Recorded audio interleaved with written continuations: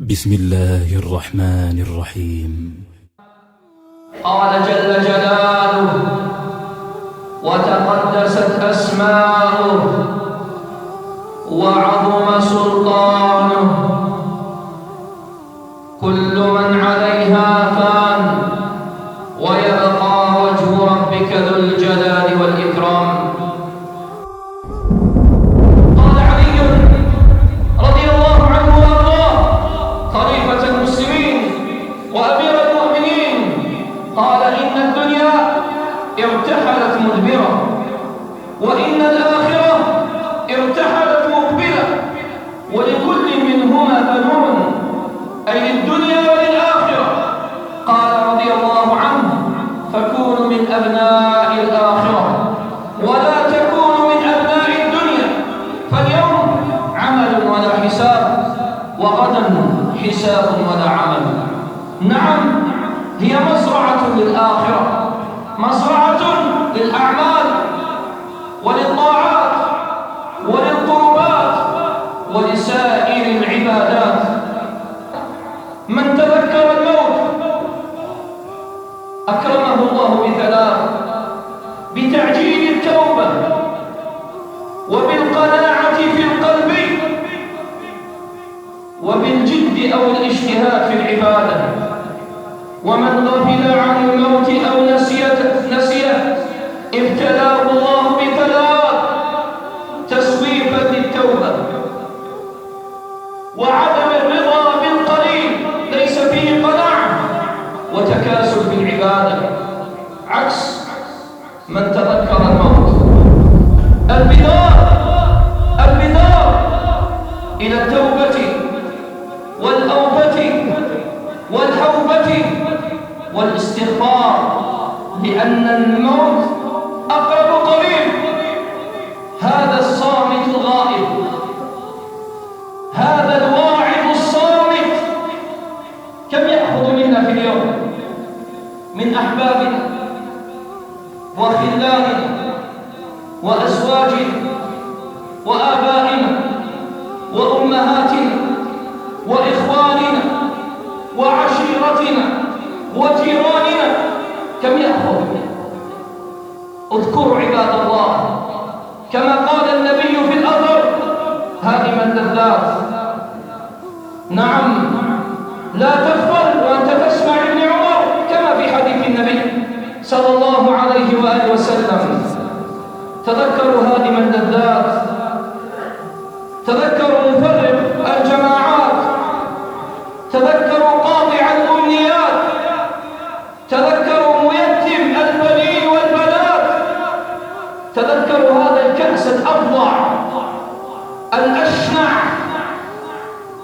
تذكروا عباد الله هذه اللحظات وقد نمت على فراش الموت. فلماذا تسوف التوبة؟ فلماذا تتكاسل على العبادة؟ فلماذا لا تقتنع بما بسط الله لك؟ هي القناعة فالزمها تكن ملكا، ولو لم يكن منك إلا راحة البدن. وانظر إلى من ملك الدنيا بأجمعها، هل راح منها بغير القطن والكفن؟ وكان علي رضي الله عنه يقول في أبيات طويلة له منها: كان ينظر إلى الدنيا ويقول: الناس في الدنيا يتنافسون عليها، حتى قال: وقد علموا أن السلامة فيها ترك من فيها.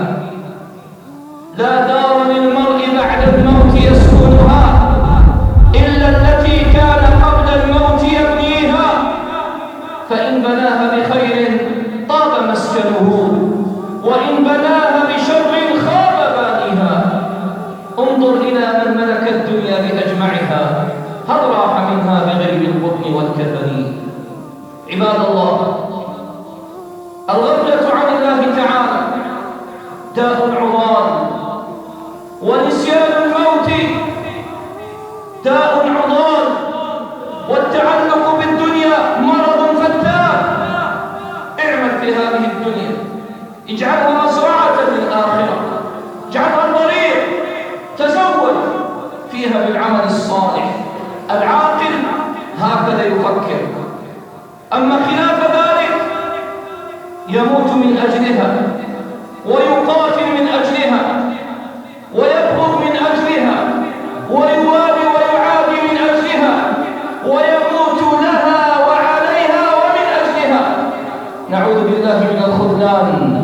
لذلك كان النبي صلى الله عليه وسلم يذكر مثل هذه حقارة الدنيا في صحيح الجامع، كما ذكر الألباني رحمه الله تعالى الحبيب في بيان أن الدنيا تهون على الله، ووالله ما زال العبد طامعا فيها، ووالله ما تعلق بها وأحبها ما من شيء فيها إلا وضعه الله. انظر إلى من ملكوا الدنيا بسطوتهم، وذكرهم في الورى ظلم وطغيان. من الذي عمر في هذه الدنيا؟ أعمار معدودة وأنفاس محدودة وأجل محكوم معلوم. كل نفس ذائقة الموت، كل نفس ذائقة الموت، وإنما توفون أجوركم يوم القيامة. فمن زحزح عن النار وأدخل الجنة فقد فاز. انتبه، وما الحياة الدنيا إلا متاع الغرور. كلما تذكر بهذه العظة والموعظة، وكفى بالموت واعظا وموعظة، يأتي هذا التحذير من مغبة الافتتان بالدنيا. قال ربنا الكريم: لكل أجل كتاب، إذا جاء أجلهم لا يستأخرون ساعة ولا يستقدمون. فلا إله إلا الله.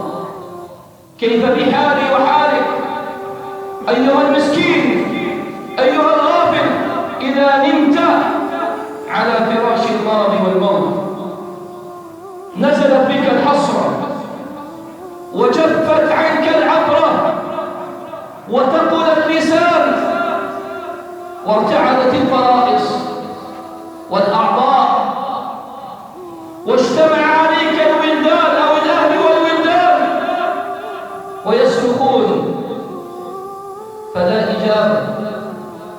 أتوا لك بالأطباء لوصف أو تشخيص الداء ووصف الدواء، وأنت تنظر فيهم، ربما لا تستطيع حتى الكلام، ثقل اللسان. أنت ضعيف أيها الإنسان، أنت ضعيف أيها المسكين الغافل. جمعت في الدنيا، ستتركه لورثتك، تتركه لأولادك، ربما يقتتلون من أجل هذا الفاني، فعليك بالباقي. يتبع الميت ثلاث: أهله وماله وعمله. فيرجع اثنان، يرجع الأهل ويرجع المال ويبقى العمل. تزود من العمل في هذه اللحظة. ثق بالله تبارك وتعالى، ولا تسوف ولا تتأثر ولا تتقهقر وتقول ما زلت صغيرا، ما زلت شابا، ما زلت يافعا، ما زلت صغيرا. أيها الحقير، أيها الوضيع، وكلنا حقراء إلى الله تبارك وتعالى. اعلم هذه الحقيقة: حقارة الدنيا تجعلنا نخرج يوم القيامة أحدنا وحيدا حقيرا فريدا لا ينفعه شيء. والله لو كانت الدنيا تنفع لنجا الكثير من غضب الله ومن عقاب الله، ولو كانت المناصب تنفع لنجا الكثير.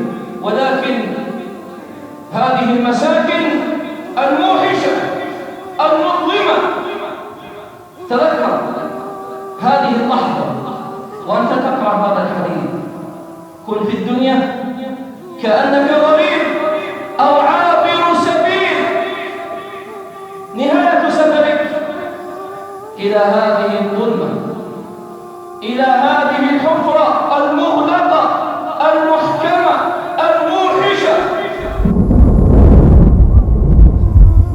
في التراب وضعوه وفي القبر دفنوك والتراب عليك وضعوك، ولو ظلوا معك ما نفعوك، وللحساب عرضوك، ولا يبقى معك إلا عمل، ويبقى معك رحمة الرحيم الذي لا يموت. وتوكل على الحي الذي لا يموت وسبح بحمده. حقيقة نعرفها ولكن نغفل عنها، فكل باك فسيبكى، وكل ناع فسينعى، وكل مذكور فسينسى، لا يبقى غير الله يبقى. فمن علا فالله أجل وأعلى، فمن علا فالله أعلى. سبح اسم ربك الأعلى، أعلى من كل شيء جل جلاله، أكبر من كل شيء، أعظم من كل شيء، بل ينادي على العباد بعد أن قبضت الأرواح حتى قبض روح ملك الموت. أين الجبارون؟ أين المتكبرون؟ لمن الملك اليوم؟ لله الواحد القهار. فلما تغفل عن صلاتك؟ لما تغفل عن أداء زكاتك؟ لما تبارز ربك بالمعاصي والذنوب؟ لما تحارب دين الله؟ لما تحارب أولياء الله؟ لما تظلم عباد الله؟ لما تبطش؟ سفري بعيد وزادي لن يبلغني، وقوتي ضعفت والموت يطلبني، ولي بقايا لست أعلمها، فالله يعلمها في السر والعلن، وأنا الذي أغلق الباب مجتهدا على المعاصي، وعين الله تنظرني. ما أحكم الله حين أمهلني، وقد تماديت في ذنبي وهو يسترني. اللهم استرنا يا رب العالمين. القبر أول منازل الآخرة. ما رأيت منظرا أفظع كما قال النبي منه. كان يتعوذ من فتنة القبر وعذاب القبر، كم في أثر وخبر صحيح، وهذا يدل على هول الموقف. ليس النهاية بالموت،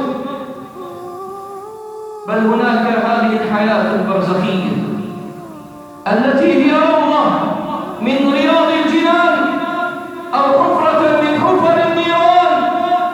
تذكر هذا اليوم وقد خرجوا بك وحملوك على الأكتاف إلى هذه المنازل الموحشة، إلى هذه المنازل المظلمة، وصرت في التراب، وصرت أمام الهوان والديدان وحيدا لا ينفعك شيء. تذكر وأنت تخرج بعد الجمعة في هذه الكلمات، وربما تسمعها مرارا وتكرارا، ولكن بين الليلة والأخرى قسوة القلب والغفلة والبعد والتعلق بالدنيا تجعلنا أن نذكر أنفسنا وإخواننا. كم نشيع من جنازة، كم من إخوان لنا نحبهم ونشهد لهم بالاستقامة قد أفضوا إلى الله، ونحن في طريق ذلك طال الزمان أو قصر. كم تعيش 20 30 40 50 80 100 ستموت، إنك ميت وإنهم ميتون، ثم إنكم يوم القيامة تبعثون. حديث ابن عمر حديث عظيم. كن في الدنيا كأنك غريب أو عابر سبيل. وأخذ بمنكبيه لعمر، وكان يقول رضي الله عنه: إذا أصبحت فلا تنتظر المساء. كم من رجل قد صلى معك الجمعة ثم أفضى إلى ربه بالليل أو في المساء، ما يدري. وإذا أمسيت لا تنتظر الصباح، فكم من سقيم مات من غير علة، وكم من صحيح عاش إلى الفجر. كم من سقيم قال سيموت الآن وقد عاش سنين ودهور، وهذا قال فلان مات، نعم يموت، إن لم تمت بالسيف تمت بغيره. تعددت الأسباب والموت واحد. وفي مستدرك الإمام الحاكم قال النبي: اغتنم 5 قبل 5، شبابك قبل هرمك، وصحتك قبل مرضك، وفراغك قبل شغلك، وغناك قبل فقرك، وحياتك قبل موتك. إلا في درب القائل: أيا من يدعي الفهم، إلى كم يا أخي الوهم تعبي الذنب بالذنب وتخطئ الخطأ الجم.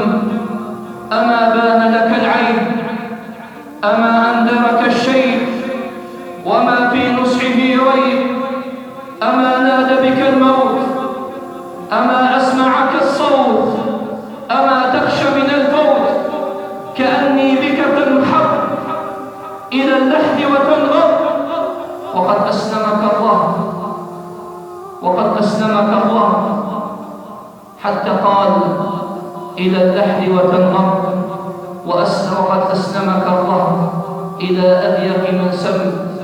هناك الجسم ممدود ليستأكله الدود، إلى أن ينخر العود ويمضي العظم قدرا. فزود نفسك الخير ودع ما يعقب الضير، وهيئ مركب السير، وخف من لجة اليم، بذاك أوصيك